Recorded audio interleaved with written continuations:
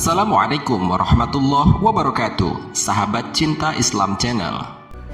Rasulullah Shallallahu Alaihi Wasallam pernah mengalami kesedihan yang luar biasa sehingga sampai menitikkan air mata. Kesedihan itu disebabkan karena nanti di hari kiamat ada satu dari umatnya yang termasuk ke dalam golongan ahli neraka.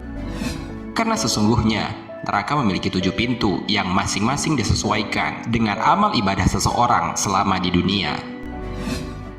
Lalu, siapakah golongan dari umatnya yang akan menjadi ahli neraka tersebut? Simak ulasannya dengan menonton video ini hingga akhir. Sebelum lanjut, bagi kalian yang belum subscribe, silahkan untuk menekan tombol subscribe terlebih dahulu. Aktifkan lonceng notifikasinya. Bagikan video ini kepada teman-teman kalian, agar semakin banyak orang yang mendapatkan manfaat dari channel ini.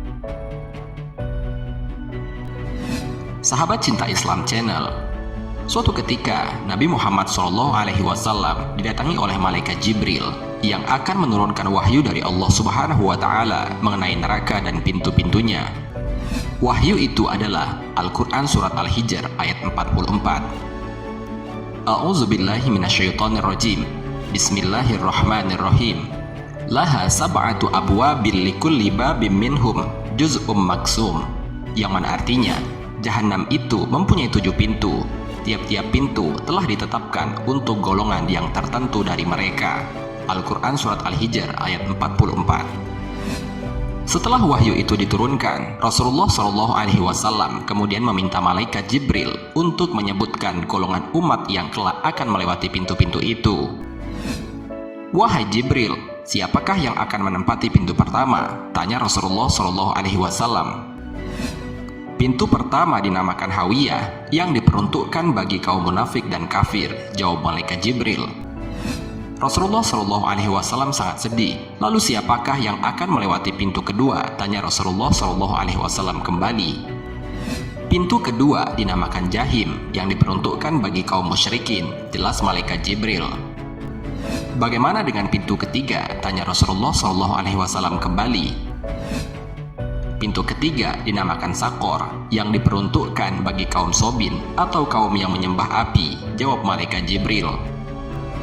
Selanjutnya, pintu keempat untuk siapa? Tanya Rasulullah Shallallahu Alaihi Wasallam. Pintu keempat dinamakan Lada, untuk iblis dan pengikutnya, jawab Jibril. Rasulullah Shallallahu Alaihi Wasallam terdiam. Ia berharap tidak ada satu pintu neraka pun yang diperuntukkan bagi umatnya. Kemudian pintu kelima dan keenam untuk siapa? Kata Rasulullah Shallallahu Alaihi Wasallam. Pintu kelima dinamakan Hutomah, diperuntukkan bagi Yahudi.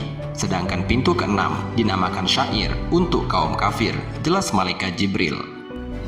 Wahai Jibril, sekarang ceritakan kepadaku tentang pintu neraka yang ketujuh itu, pinta Rasulullah Shallallahu Alaihi Wasallam. Mendapatkan pertanyaan itu, malaikat Jibril sejenak diam seperti ragu hendak menceritakannya. Akan tetapi, karena Rasulullah Shallallahu Alaihi Wasallam terus mendesaknya, malaikat Jibril tak kuasa untuk menolaknya. Ya Rasulullah, pintu ketujuh itu diperuntukkan bagi umatmu yang berdosa besar dan meninggal dunia sebelum mengucapkan taubat, jelas malaikat Jibril. Begitu mendengar penjelasan yang terakhir ini, Rasulullah Shallallahu Alaihi Wasallam langsung pingsan seketika itu juga.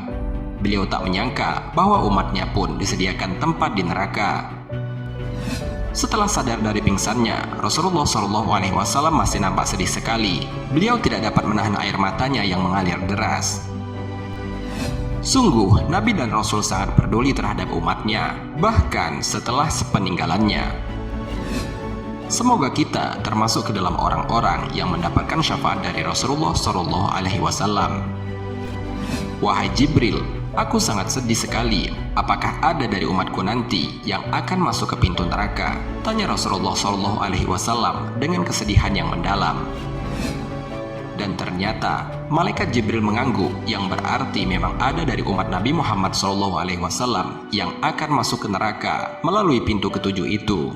Namun, hanya umat Nabi Muhammad yang melakukan dosa besar dan mati sebelum bertaubat saja yang akan melewati pintu ketujuh itu.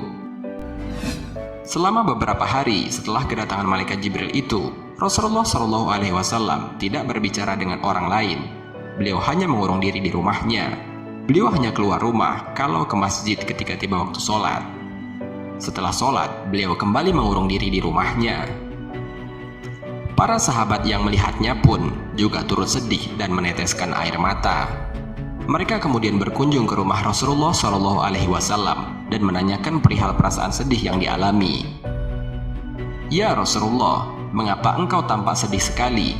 tanya salah seorang sahabat. "Wahai sahabatku, sesungguhnya Jibril telah datang kepadaku dan menyampaikan wahyu tentang neraka yang memiliki 7 pintu," ujar Rasulullah Shallallahu Alaihi Wasallam. "Ya Rasulullah, adakah salah satu pintu untuk kami semua?" tanya sahabat itu. Dengan menitikkan air mata, Rasulullah menganggukkan kepala.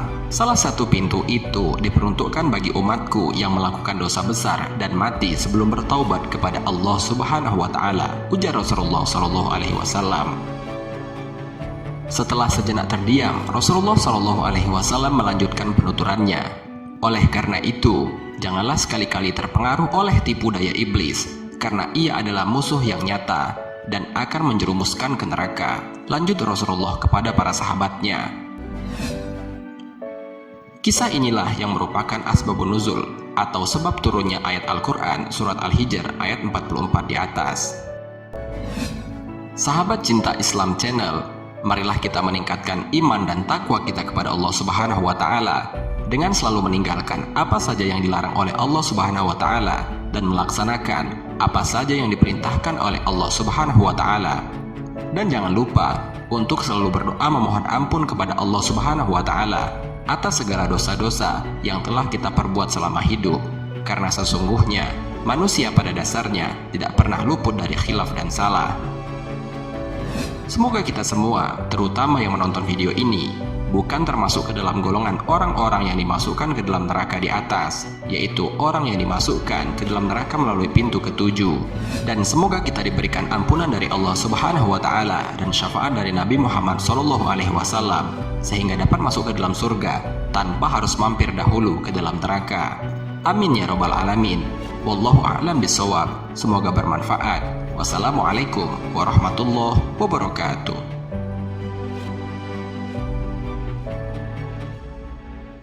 شكرا يا ربي شكرا